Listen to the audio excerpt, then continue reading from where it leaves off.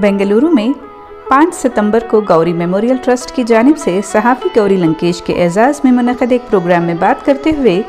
वज़ीर आला सिद्धरामैया ने कहा कि जिस बीमार ज़हनियत ने महात्मा गांधी की जान ली थी वही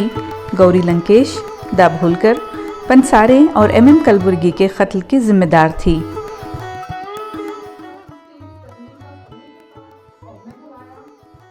चीफ मिनिस्टर ने यकीन दिलाया कि बसवादी शरनास, अम्बेडकर और बुद्ध के नज़रियात की पैरवी करने वाले मुसन्निफ़ीन और अफराद को धमकी आमेज़ ख़त लिखने वालों को गिरफ़्तार करके इंसाफ के कटहरे में लाया जाएगा, चाहे उनकी ताकत या असर रसूख कितना ही क्यों न हो।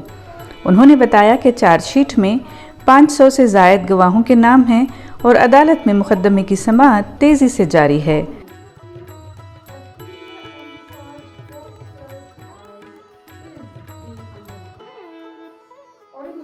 गौरी लंकेश हमारे माशरे के पसमानदा लोगों के लिए एक दिलेर आवाज़ थीं और उन्होंने कबायलियों, किसानों और मज़दूरों के मसाइल का हल तलाश किया है।